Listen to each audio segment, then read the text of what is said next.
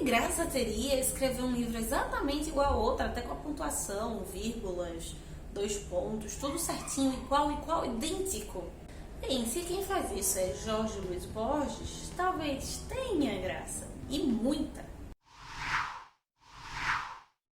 O que temos para hoje, Sanchos e Dulcineias? Eu sou a Larissa Bertolini e você está no Uma Garota Quixotesca, um canal que se propõe a ler literatura e, assim como o Quixote, viver parte dessa literatura, ainda que seja num grau um pouco menor. Em dezembro, como é o nosso mês de aniversário, o mês de aniversário do canal, nós sempre trazemos, nos últimos anos, um livro que reinterprete, que toca no Quixote de alguma forma. Lembrando que, além disso, nesses 2 últimos anos, 2020 e 2021, nós estivemos fazendo uma jornada de leitura conjunta com o Quixote. E daqui a 21 dias, na última segunda-feira desse mês, nós estaremos encerrando esta maravilhosa saga que foi ler, junto com alguns Sanchos e Dulcineias que tem nos acompanhado, esta obra-prima da literatura ocidental.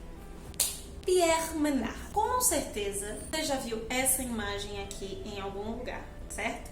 Talvez nas aulas de vanguarda, na escola, em exposições de arte. Esse é um quadro muito significativo que pertence ao René Magritte e talvez seja a representação máxima da crise da representatividade da virada do século XIX para o século XX e que acaba tocando as mais diversas vanguardas. Essa obra brinca com um conceito muito claro da arte e da literatura desde o seu início, que é o conceito de mimese, que foi apresentado muito antes, em 335 a.C., pelo Aristóteles na sua Poética, que nada mais era do que um livro sobre manual de escrita, como se concebe a arte, de como ela surge, de como se deveria escrever, o porquê se deveria escrever, que tipo de texto é artístico. Exatamente essa ideia de mimesis que surge na Grécia, ela vai sendo readaptada, aprofundizada e problematizada em cada um desses momentos.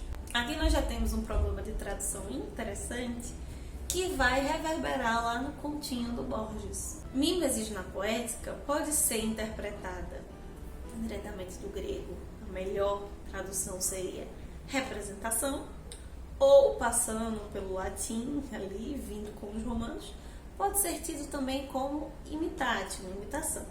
Em qualquer um desses 2 significados, a arte, portanto, é produzida através de mimesis, e a mímese seria ou imitação ou uma reprodução da realidade.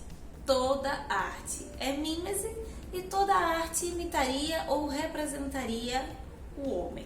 Eu, particularmente, por outras questões teóricas, prefiro o termo representação. Ele até torna mais profundo e mais interessante o conceito de mímese e como ele vai se desenvolver lá no Borges.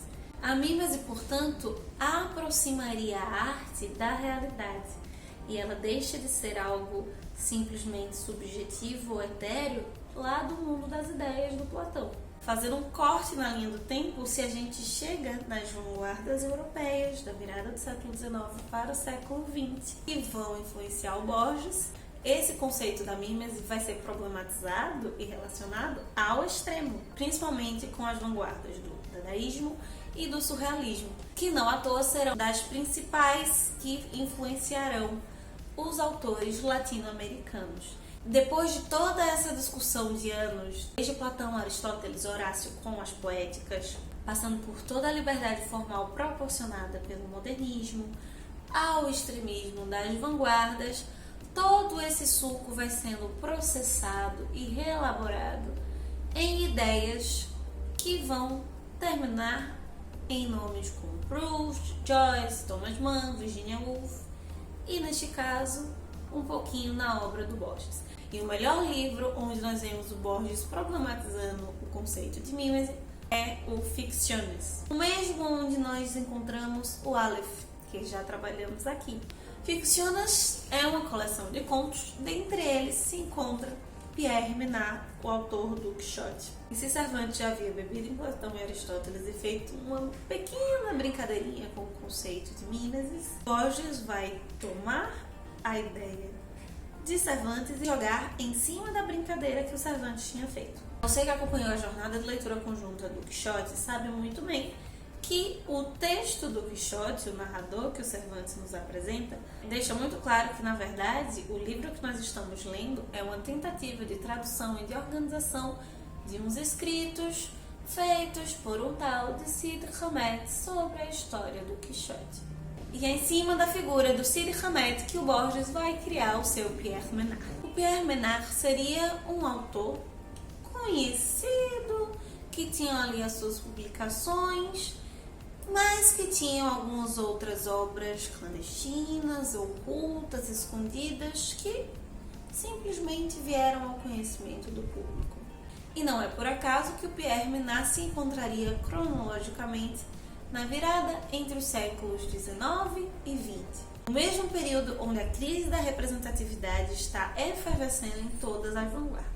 Esse livro escondido seria nada mais nada menos do que El Ingenioso Hidalgo Don Quixote de la Mancha, podemos dizer ipsis literis, porque o Pierre Menard vai deixar muito claro que o seu livro não é uma cópia, ele que escreveu, apesar de seguir exatamente palavra por palavra, vírgula por vírgula da obra original do Quixote. Para trazer ainda mais ironia para o seu humor elaborado ali no texto, o Borges vai colocar um trecho da obra do Cervantes junto com outro trecho da obra do Pierre Menard. Facilmente poderia ter sido digitado apenas usando um Ctrl+C e um Ctrl+V. Eles são extremamente idênticos.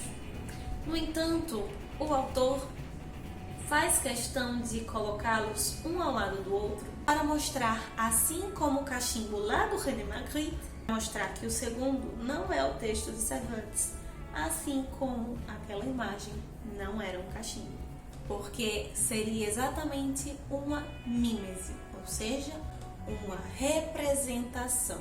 Deste modo, o texto do Pierre Menard não seria o texto do Quixote.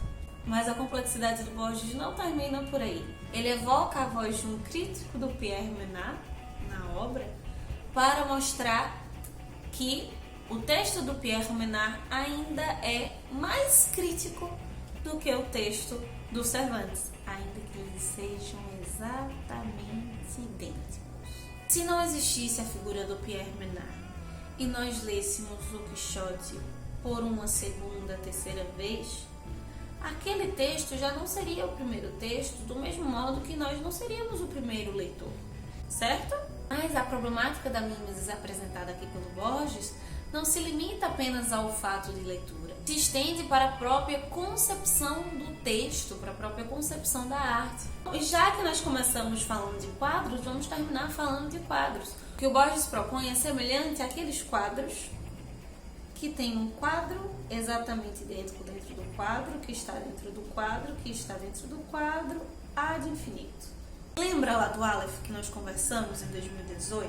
Borges tinha muito uma ideia de trabalhar com espelhamento e com anacronia, o que possibilitaria a mímese ao infinito, do mesmo jeito que ele estava fazendo a mímese da mímese do Cervantes. Isso se dá não apenas porque a arte é imprescindível, é infinita, há interpretações diversas, mas se a mímese é aquilo que representa a realidade, consecutivamente é o que representa o humano, nós somos diversos, nós somos plurais, nós somos mutáveis. E por isso a mímese artística acaba se retroalimentando, se retroalimentando, se retroalimentando mais uma vez, em cada momento nos possibilitando um novo Quixote, um novo texto, um novo quadro, uma nova percepção de humanidade e de nós mesmos.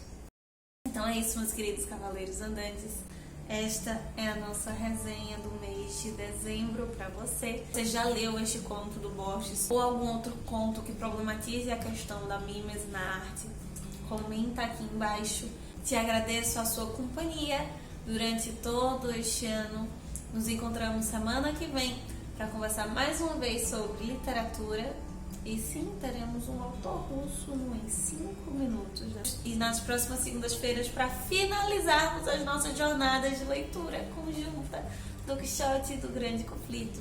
Enquanto isso, a gente vai se encontrando lá no Instagram durante a semana e vamos sim continuar saindo da biblioteca e vendo muito além de Moinho de Vento. Valeu! O Quixote realmente é um marco na literatura, na arte ocidental, e ele acaba flutuando os mais diversos conteúdos desse canal. Além de conferir a resenha sobre esse livro e outras leituras dessa obra consagrada, você pode acompanhar a nossa jornada de leitura conjunta que está acabando, inclusive, mesmo tendo fim neste mês, você pode se incentivar a ler e a desbravar esse livro, conferindo os nossos comentários, dialogando com a nossa leitura.